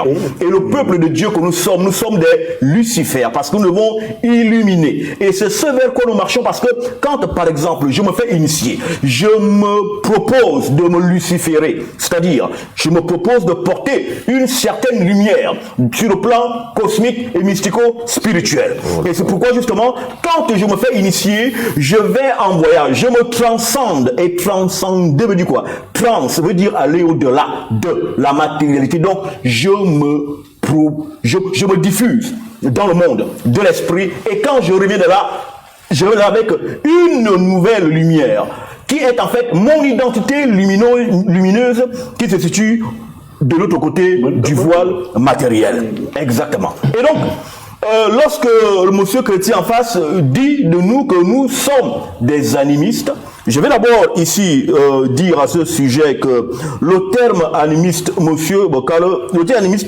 vient de anima. Et que veut dire anima? Anima veut dire esprit, veut dire âme, veut dire souffle, veut dire vie. Autrement dit, un animiste est un individu, une personne qui pense qu'il y a dans chaque élément créé la présence d'une vibration d'un esprit. Or, dans les plantes, il y a la présence divine. Dans les eaux, il y a la présence divine. Dans tout ce que nous pouvons avoir, il y a une présence vibratoire divine. Et l'animisme, selon la définition chrétienne, voudrait faire croire que nous, hommes de tradition connectés avec leur source originelle, nous croyons aux esprits protecteurs. Or, vous prenez la Bible, le livre de Tobie. Dans Tobie, vous avez Tobie qui est protégé par une entité qu'on appelle l'ange qui soigne les gens là. Comment ça s'appelle? Raphaël, qui est son conducteur. Voici l'ange gardien. Donc, qui est plus animiste que qui? Est-ce que le terme animiste voudrait s'y renvoyer à un certain réductionnisme de ma posture en tant qu'homme qui est en paix avec lui-même, et l'univers. Et avec l'univers. Donc, ce que les chrétiens définissent comme animiste, d'accord, en fait, chacun est animiste à son niveau. Ces individus-là, qui croient en des choses que nous ne croyons pas, sont aussi, à nos yeux, dans une telle mesure, des animistes. Donc, vous voyez qu'ils ont toujours une posture de grande éloquence, avec une certaine suffisance à définir les autres dans le bas, parce qu'ils pensent qu'ils sont plus proches de Dieu que nous. Alors que cet individu déraciné ne peut pas être proche de Dieu, parce qu'on va à Dieu par l'ancestralité. Je l'ai déjà ici plusieurs fois dit. Comment Yesaya Congo, il prie le Dieu de qui? De son père. Joseph prie le Dieu de qui? Toutes ces personnes ont prié les dieux, les entités, les divinités qu'ils ont trouvé leurs ancêtres priant. On ne prie pas Dieu de manière désordonnée, fortuite. Parce que je vais chuter, monsieur Okalo. Parce qu'en fait, monsieur Okalo, on a dit qu'il y a quelle loi? L'enfant ne mange pas l'herbe d'autrui. Il ne mange ce qu'il a trouvé son père, sa mère mangeant. Un enfant qui se décide de manger autre chose que le mets de sa mère et de son père est un enfant infidèle. Cet individu devait être écarté de la famille, comme ce type d'individu. Alors, je donne la parole à Maître. Bon, c'est vrai, on est nombreux. Dieu dit dans Ésaïe vous ne pouvez pas réagir, il y a beaucoup de gens avec nous aussi, mine de Dieu rien. dit dans Ésaïe 46, s'il te plaît, monsieur Ayon, oui. vous réagissez par rapport à ces propos ou bien... Par rapport à ces propos. Bon, d'accord. Dieu dit dans Ésaïe 46, verset 5, « À qui me comparerez-vous pour le faire mon égal? À qui me ferez-vous ressembler pour que nous soyons semblables ?» Quand vous dites que Lucifer était un ange de lumière, mais il a été plongé dans les ténèbres, il est devenu le prince des ténèbres. La Bible l'appelle le prince des ténèbres. Comment ça s'est déroulé? Il a été chassé du ciel. Après la guerre, il a été chassé du ciel. Il est venu sur la terre. Il a perdu son éclat. Il a perdu son éclat. Il a perdu son éclat. Il a perdu son éclat. Il est devenu comme un naine, comme une étoile qui a perdu son éclat. Comme un naine. Comme une naine, je crois comme une étoile qui a perdu son éclat. Il a perdu son éclat. Il est devenu le prince des ténèbres. La Bible appelle le prince des ténèbres. Je vais lire un passage dans la Bible, dans Apocalypse chapitre 20. Laissez-moi lire jusqu'à la fin. Les autres morts ne revinrent pas à la vie. Apocalypse chapitre 20, au verset 5. Les autres morts ne revinrent pas à la vie jusqu'à ce que les 1000 ans fussent accomplis. C'est la première résurrection. Heureux et c'est ceux qui ont pas à la première résurrection. La seconde mort n'a pas de pouvoir sur eux, mais ils seront sacrificateurs de Dieu et de Christ, et ils régneront avec lui pendant 1000 ans. Quand les 1000 ans seront accomplis, Satan sera relâché de sa prison, et il sortira pour séduire les nations qui sont aux quatre coins de la terre, Gog et Magog, afin de les rassembler pour la guerre. Leur nombre est comme le sable de la terre. Et ils montèrent comme le sable de la mer, et ils montèrent sur la surface de la terre. Ils investirent le camp des saints et la ville bien-aimée, la nouvelle Jérusalem. Mais un feu descendu du ciel et les dévorera. Et le diable qui séduisait toute la terre, qui séduisait tout le monde entier, tout jeté dans les temps de feu et de soufre où sont la bête et le faux prophète, et ils seront tourmentés jour et nuit au siècle des siècles. Si Lucifer, si Satan, si l'ange, le serpent ancien, le grand dragon, ce sont ses noms. Jésus le grand dragon, le serpent ancien, le tentateur, le manipulateur. Tant il est vrai qu'il rendait les bons et loyaux services à Dieu, comment est-ce que Jésus va le lier et le jeter dans le temps de feu? Pourquoi on le libère encore? Pourquoi on le libère? Avec ceux qui ont cru à ces mensonges. Parce que Jésus l'appelle le père de mensonges. Le père du mensonge, le tentateur, le séducteur, celui qui tient le monde entier sous son pouvoir. La Bible déclare quoi?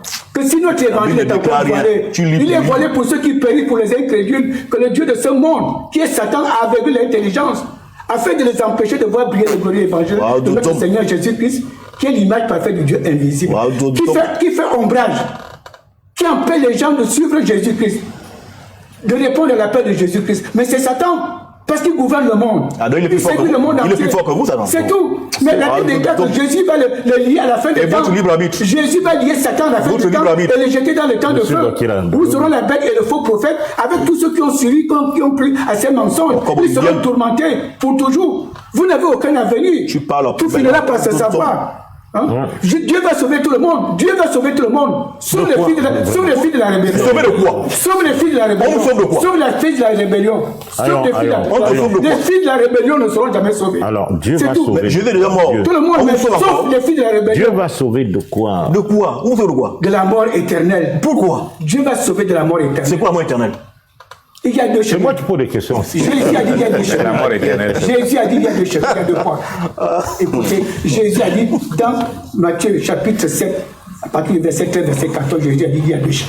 Quand on va dans un pays étranger, il faut toujours se renseigner là où on part. Il y a deux chemins, il y a deux portes. La porte qui va à la vie et la porte qui va chez les morts. La petite porte qui va à la vie. Alors, qui a fabriqué les deux portes? Qui a fabriqué les deux portes? Donc, les deux portes sont là. C'est Dieu qui les a fabriquées. Donc ceux qui vont chez les morts, ils vont aller éternellement séparés de Dieu. Parce que la mort éternelle, c'est quoi? Ce n'est pas l'anéantissement.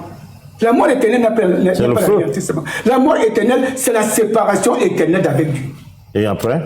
C'est la séparation éternelle. Dès qu'il y a séparation, ils seront tourmentés Ils seront tourmentés tous les jours. La Bible parle des temps de feu. Comment peut-être tourmenté? La Bible parle des temps de feu. Ils seront tourmentés. C'est Dieu qui est la vie. Ceux qui sont la vie. Si tu n'as pas Dieu, tu es mort. Dieu est appelé Comment tu es tourmenté étant mort?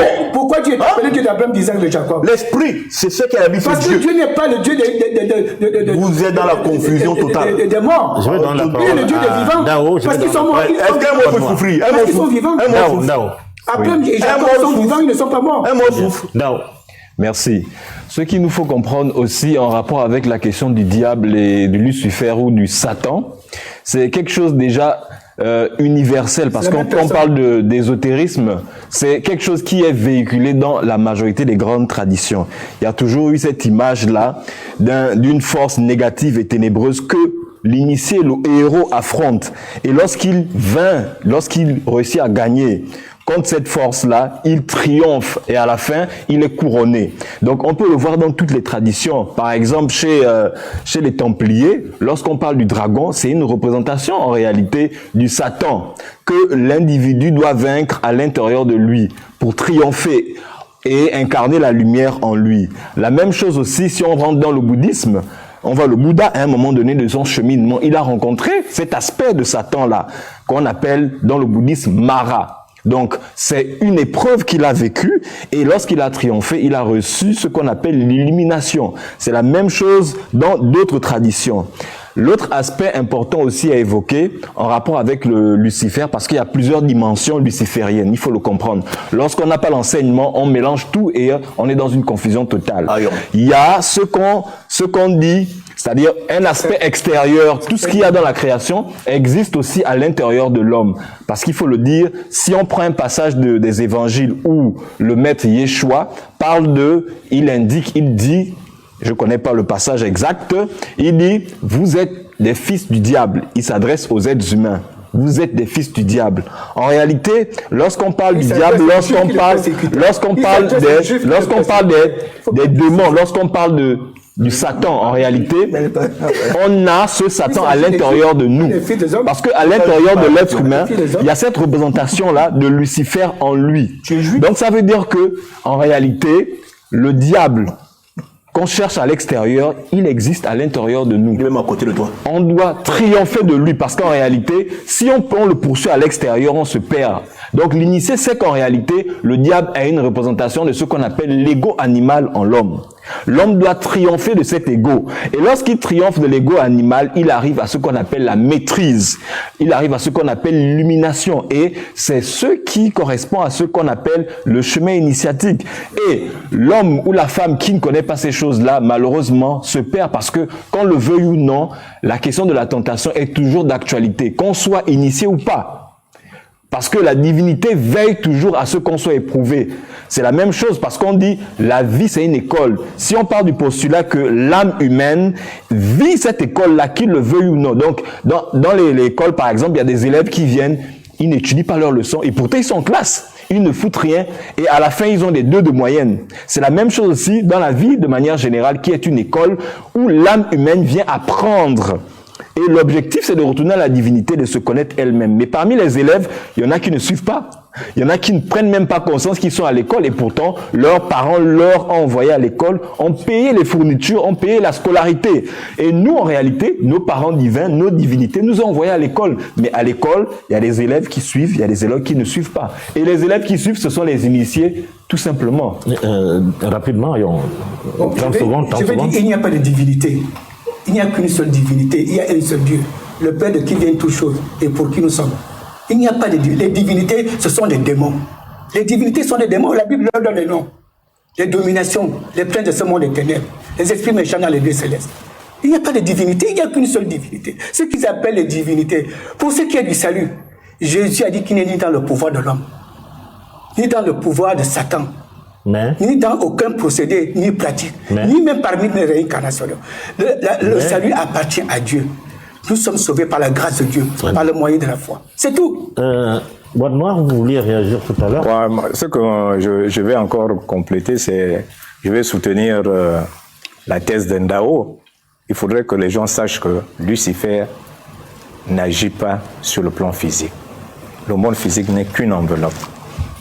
Lucifer agit dans le monde mystique, qui est notre conducteur. qui est notre huis clos, qui est notre fond. Et c'est là-bas d'où se prennent toutes les décisions.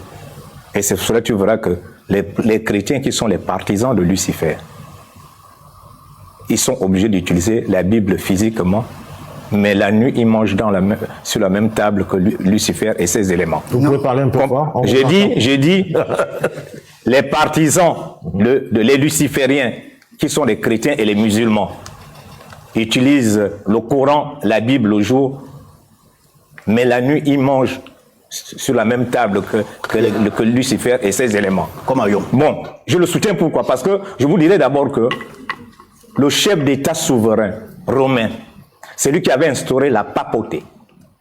La papauté est une institution qui est au service de Lucifer. La papauté n'est pas au service du Créateur. Vous ne parlez pas du christianisme? J'ai dit. Là, vous ne parlez pas du christianisme. Non. Laissez-moi poursuivre. Quand vous parlez, je ne vous embête pas. Vous ne parlez pas du christianisme? Christianisme, c'est oui. Quoi? C'est quoi le christianisme? J'ai dit, tu es catholique. Aurelius Augustin a dit ceci. Saint Augustin a dit ceci. Saint Augustin a dit ceci. J'ai dit, au début de l'émission, que toutes les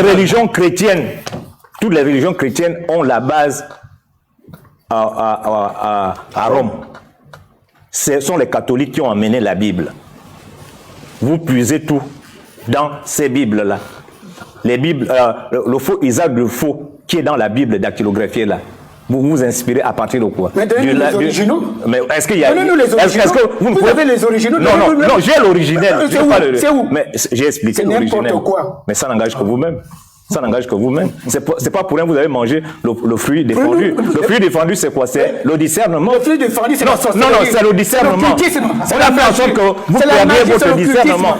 Monsieur Ayon. Le diable a initié Adam et Ève dans le jardin de Dieu à la sorcellerie, à la magie, à l'occultisme. Le fruit défendu, c'est le discernement. Non. Aujourd'hui, tu n'as plus de discernement. Tu es un ignorant, tu n'as plus de discernement. Monsieur Ayon, au début de l'émission, tu ne réfléchis pas.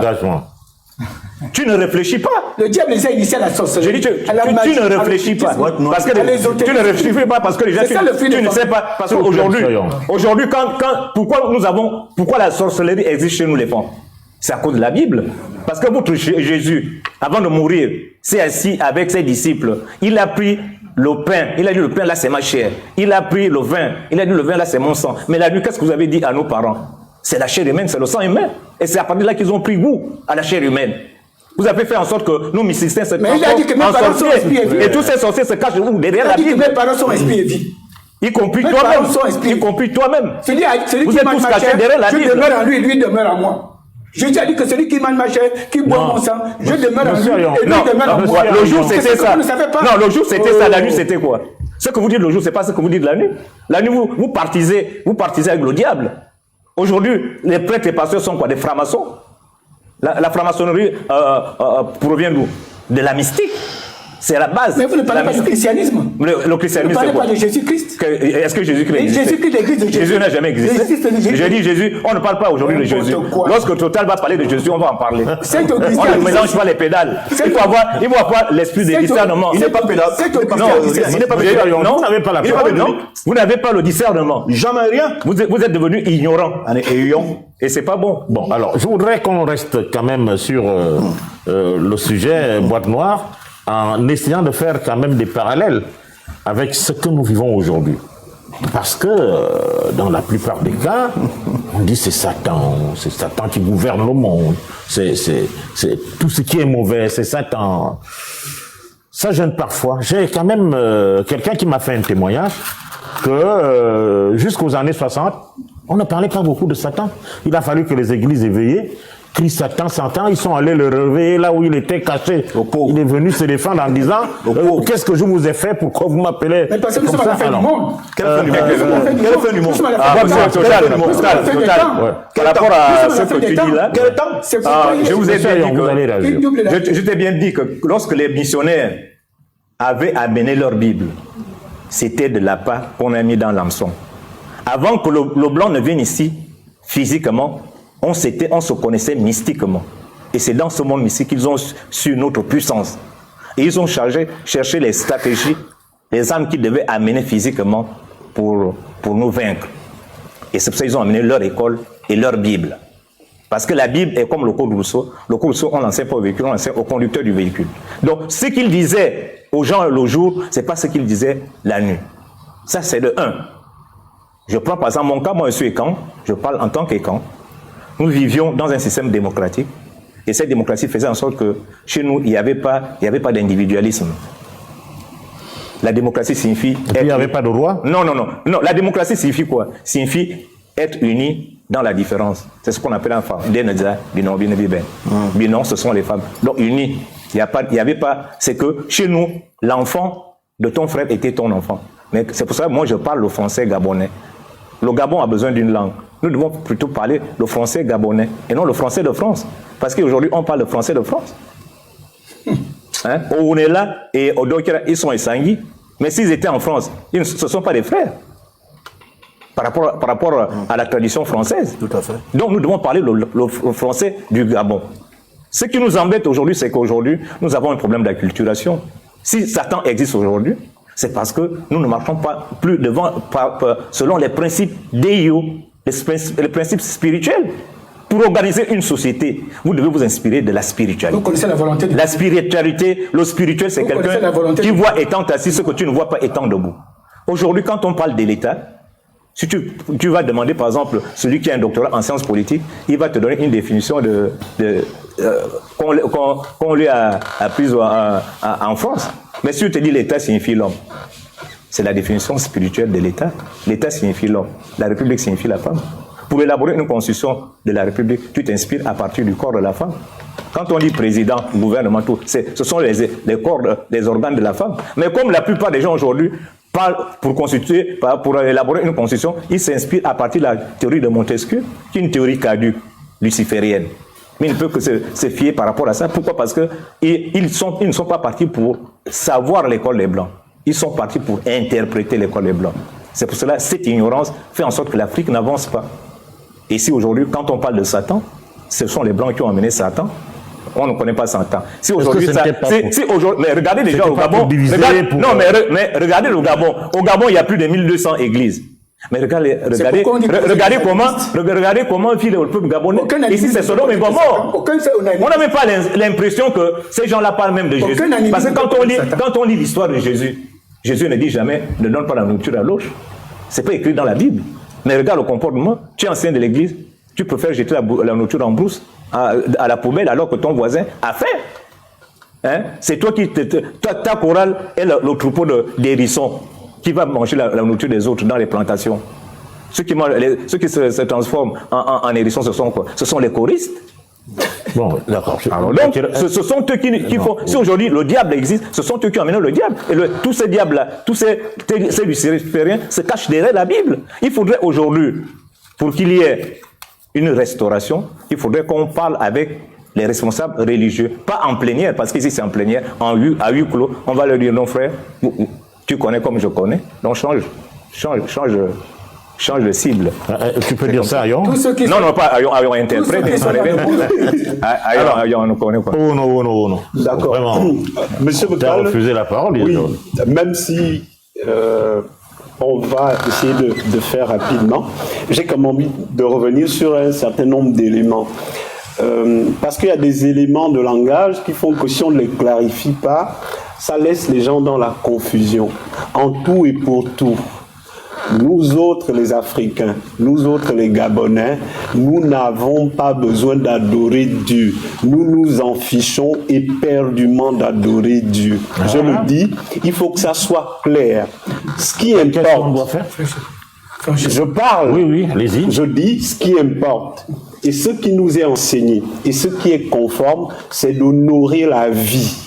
Pourquoi? Parce que la vie en elle-même, c'est Dieu. Dieu n'est pas séparé de la vie. Et donc, il faut continuer à décomplexer les gens. Il faut enlever ces choses, ces mots qui font peur aux gens dans l'esprit. Nous n'avons pas besoin d'adorer Dieu. Dieu en lui-même, c'est la vie. Dieu, c'est l'ensemble des lois de force qui font manifester, sinon qui manifestent la vie. De sorte que, quand j'ai dit ça, je continue en disant que si le projet d'une vie spirituelle, c'est de nourrir la vie, nous devons donc comprendre que ce qu'est Lucifer, c'est tout ce qui symbolise la matérialité, donc l'attachement à la possession, l'ego, l'orgueil, tous les défauts qui nous tirent vers le bas. C'est ce qu'est, pas Lucifer, désolé, vous voyez, c'est ce qu'est ce qu'on peut appeler le Satan, c'est ce qu'on peut appeler le diable, c'est-à-dire cet ensemble qui nous retient et qui nourrit notre ego. Et je fais une petite digression en disant que il faut bien faire remarquer aux gens ceci. Il faut bien faire remarquer aux gens que, en vérité, la subtilité dans les religions de révélation que sont le christianisme, l'islam, etc., on ne fait pas toujours attention, mais ce sont des spiritualités foncièrement et fondamentalement matérialistes. C'est pourquoi le christianisme a créé comme avatar la démocratie et le capitalisme, mais mieux, ce sont des religions qui ne font que nourrir l'ego, qui ne font que nourrir l'individualité. Parce que quand on dit, et vous voyez, quand Ayon parle, et qu'on vous dit, vous allez brûler dans le feu éternel, vous allez brûler dans le tourment éternel, en fait, ce qu'on a mis dans vos têtes, ou ce qu'on veut vous donner à penser, c'est l'idée que, vous voyez, la souffrance, l'affection, le mal, tel que vous pouvez le vivre dans votre physique, vous voyez, même après la mort, vous allez continuer de le vivre. Ça, ce sont des religions de l'ego, ce sont des religions de la frayeur. Il faut sortir de là. Quand on est sorti de là, on comprend donc quoi? On comprend, et c'est là où je fais le lien avec l'initiation, comme s'il n'y a pas de prison. On comprend que l'homme qui continue d'avoir peur de ce discours effrayant, de ce discours de frayeur, c'est l'homme qui ne s'est pas encore éveillé, exactement comme le profane qui ne s'est pas encore éveillé, parce que le jour où vous passez une authentique initiation, la première chose que vous rencontrez, c'est Lucifer, c'est la lumière qui vient à vous. Et quand cette lumière, je ne vais pas dire plus, mais tout le monde, tous ceux qui se sont fait initier et qui savent à peu près de quoi je parle, ils savent que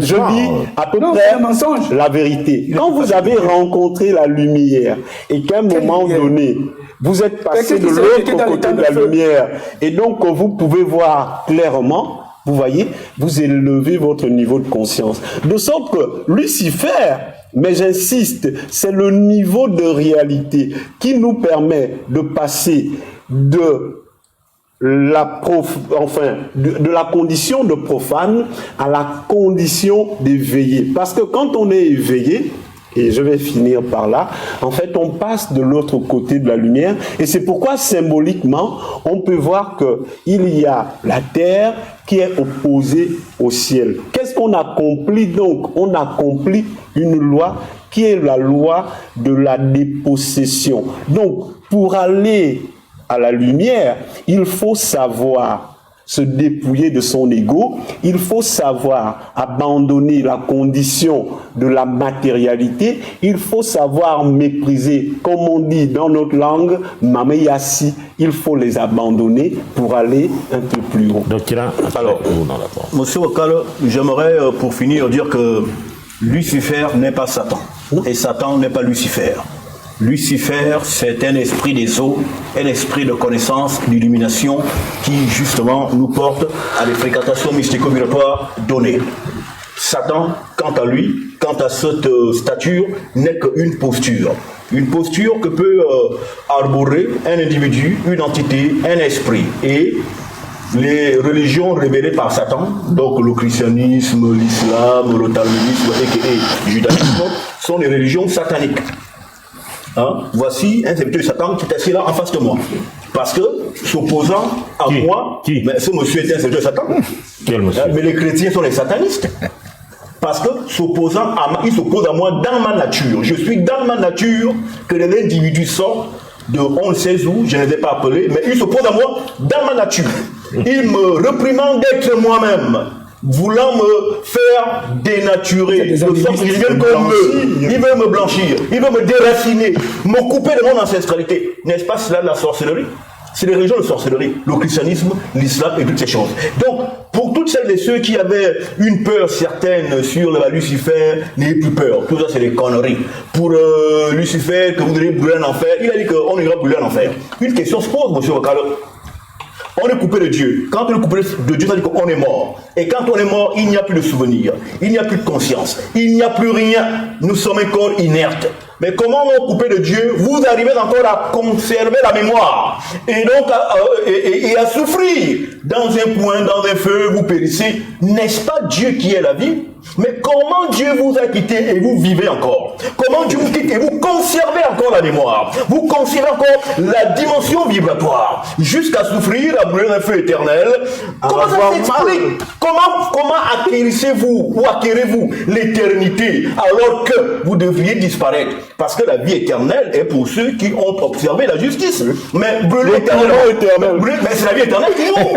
Mais comment bénéficiez-vous de la vie éternelle? Quoi, alors que vous devriez être détruit? Donc vous voyez les contradictions de ces religions du diable, le christianisme. Et c'est pourquoi j'exhorte à toute la négraille de sortir de ces affabulations, revenez dans la tradition. C'est là-dedans que vous trouvez votre réelle identité et votre réelle salvation. Elle est dans la race, dans le peuple, dans le clan, dans les racines. Alors, Ndao, après Ayon, on prend on peut parler. En rapport avec la loi de la dualité, il convient quand même d'aborder un aspect de la question de Satan, en rapport avec les ténèbres et les ténébreux. Parce qu'il faut le dire, lorsqu'on parle de la question de Satan, de poursuivre Satan ou bien de le chasser, il faut comprendre que l'une des plus grandes ruses du diable, c'est de nous faire croire qu'il n'existe pas. Et ça marche parce que lorsqu'on combat quelque chose qui est à l'extérieur de nous, or la chose à l'intérieur de nous, ça veut dire que l'adversaire, on est déjà trompé, on se trompe déjà sur l'adversaire.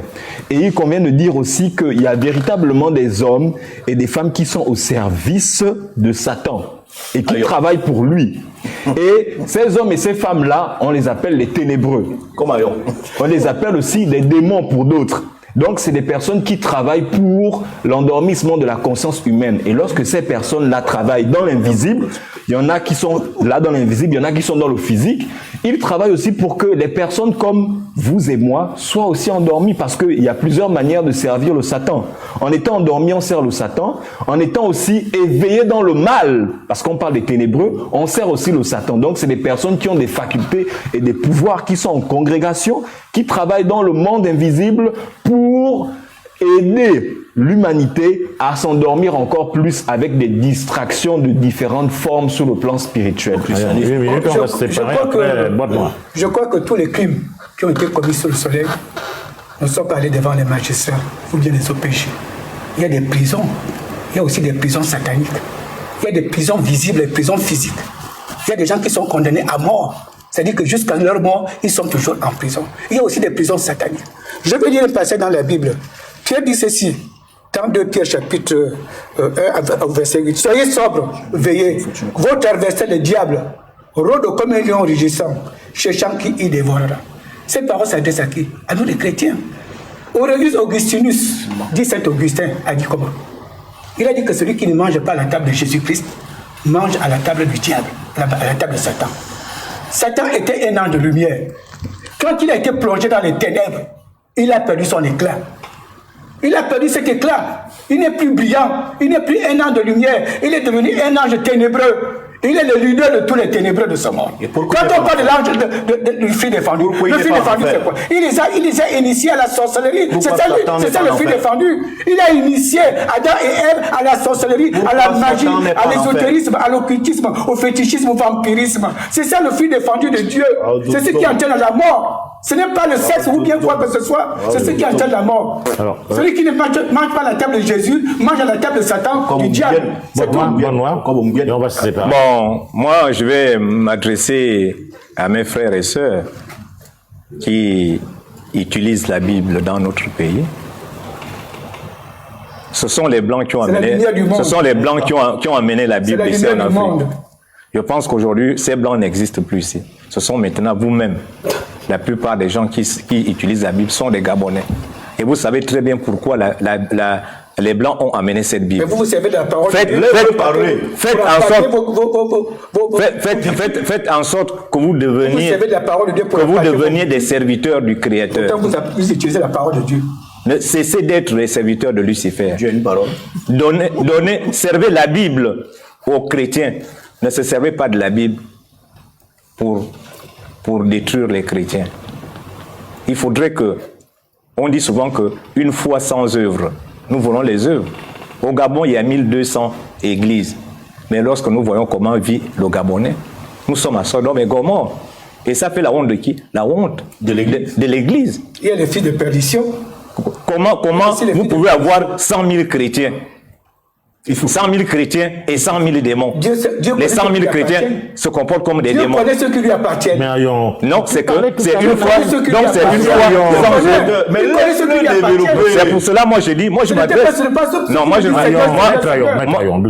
m'adresse à mes frères qui sont ici, qui doivent chercher à changer de comportement. C'est pour ça que j'avais dit la dernière fois que le mal du Gabon n'est pas le Gabonais. Le mal du Gabon se trouve dans le monde mystique, qui est le huis clos. Et c'est là-bas d'où agissent ceux qui utilisent la Bible. Ceux qui disent le jour, c'est pas ceux qui disent la nuit. Le diable maîtrise le monde mystique. Et il faudrait que nous fassions en sorte que nous maîtrisions notre monde mystique. Et pour le maîtriser, il faut le consentement du gouvernement. Il faudrait que le gouvernement mette en place une constitution qui s'inspire à partir de la constitution du Créateur. Parce que pour vaincre Pharaon, Moïse avait utilisé le bâton du Créateur.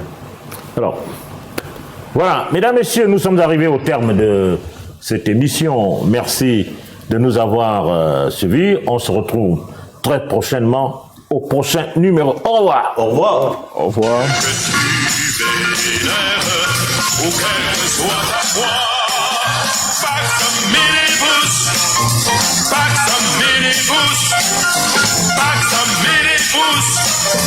Back some minute boost.